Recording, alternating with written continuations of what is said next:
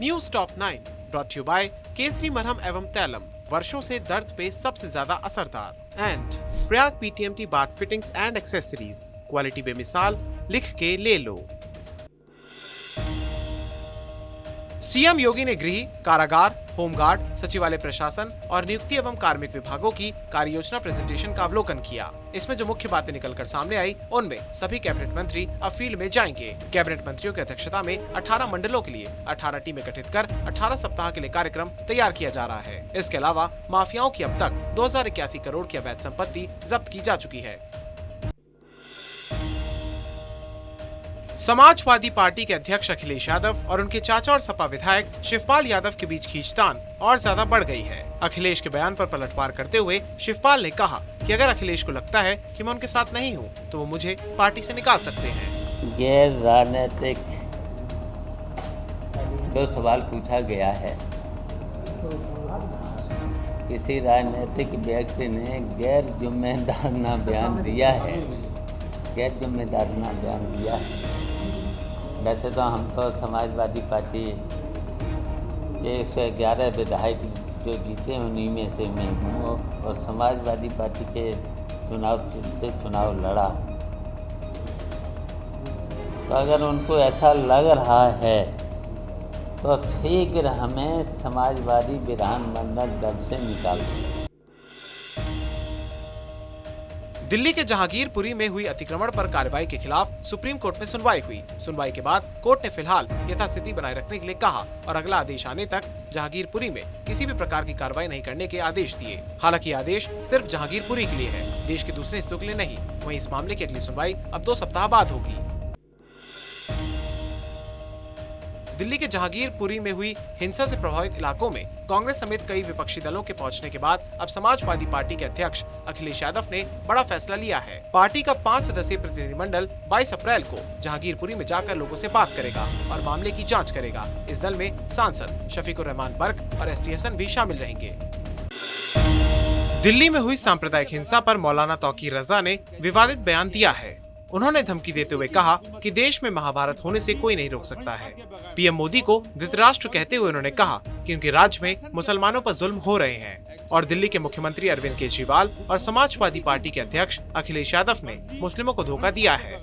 अगर धृतराष्ट्र अंधे और बहरे न बने रहे होते और वो तमाम बेईमानी न देखते रहे होते तो महाभारत न हुई होती। और अगर नरेंद्र मोदी धृतराष्ट्र की भूमिका से बाहर नहीं आए तो हिंदुस्तान में भी महाभारत होने से कोई बचा नहीं सकता, क्योंकि आतंकवादियों के हौसले बहुत बुलंद हैं और पुलिस और प्रशासन और हुकूमत का सहयोग उनको बराबर मिल रहा है। अखिलेश यादव मूक दर्शक बने हुए हैं। अरविंद केजरीवाल ने सारी जिम्मेदारी केंद्र सरकार पर डाल दी है। तो हम अब किसके पास जाएं, कहाँ जाएं, किसके सामने अपने मसाइल रखें? ख़ास तौर से उत्तर प्रदेश में मैं कहना चाहूँगा कि अखिलेश यादव जैसे नेताओं पर भरोसा जो मुसलमानों ने किया, उसका खमियाजा आज मुसलमानों को भुगतना पड़ रहा है। उत्तराखंड के मुख्यमंत्री पुष्कर सिंह धामी किस सीट से उपचुनाव लड़ेंगे, इसे लेकर सस्पेंस खत्म हो गया है। सीएम धामी चंपावत सीट से चुनाव लड़ेंगे। इसके चलते चंपावत से मौजूदा विधायक कैलाश गहतोड़ी ने विधानसभा की सदस्यता से इस्तीफा दे दिया है। इस दौरान सीएम धामी ने कहा कि उन्हें मां पूर्णागिरी और मां शारदा ने बुलाया है। मन में एक ही संकल्प है, विकल्प रही संकल्प। माँ पूर्णागिरी का धाम है, माँ बाराही का धाम है, गोलजू है हमारे वहाँ, माँ शारदा मैया है और सीमांत क्षेत्र है हमारा। और उस क्षेत्र में मैं पला बड़ा हूँ, वहीं उसी क्षेत्र में उसी शारदा मैया के किनारे पैदा हुआ हूँ। और इस बार जिस प्रकार की परिस्थिति पैदा हुई है, मुझे लगता है कि माँ पूर्णागिरी ने, माँ शारदा मैया ने मुझे वहाँ बुलाया है। योगी सरकार में राज्य मंत्री स्वतंत्र प्रभार नितिन अग्रवाल ने एक ही समुदाय विशेष पर बुलडोजर कार्रवाई करने के आरोप पर कहा कि अपराधी या माफिया किसी जाति, वर्ग या समाज से नहीं आता है। अगर वो उद्दंडता करता है तो सरकार उसी की भाषा में उसे जवाब देती है। नहीं, देखिए, इसको किसी रिलीजन से जोड़ के मत देखिए। किसी को जो उद्दंड होता है, जो अपराधी होता है, जो माफिया होता है, वो कोई रिलीजन नहीं, वो किसी जात से या किसी वर्ग से, किसी समाज से नहीं आता है।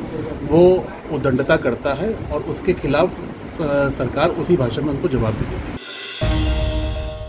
समाजवादी पार्टी में लगातार हो रही उठापटक के बीच पार्टी के प्रदेश सचिव प्रमोद मौर्य ने इस्तीफा दे दिया है। अपने इस्तीफे में उन्होंने सपा अध्यक्ष और पार्टी को जातिवादी, समाज विरोधी और जातियों की उपेक्षा करने वाला बताया। प्रमोद मौर्य स्वामी प्रसाद मौर्य के भतीजे हैं। यूपी में आज भी बुलडोजर एक्शन में देखा। बीजेपी छोड़कर समाजवादी पार्टी में जाने वाले पूर्व विधायक रोशन लाल वर्मा की अवैध संपत्ति पर बुलडोजर चला है। शाहजहांपुर में रोशन लाल वर्मा के अवैध कब्जे की जमीन पर बने अस्पताल को ध्वस्त कर दिया गया। प्रशासनिक कार्रवाई के दौरान एसडीएम, एसपी सिटी के साथ भारी पुलिस बल भी मौके पर मौजूद रहा। News top 9 brought you by Kesari मरहम एवं तैलम, वर्षों से दर्द पे सबसे ज्यादा असरदार, and Prayag PTMT bath fittings and accessories, quality बेमिसाल, लिख के ले लो।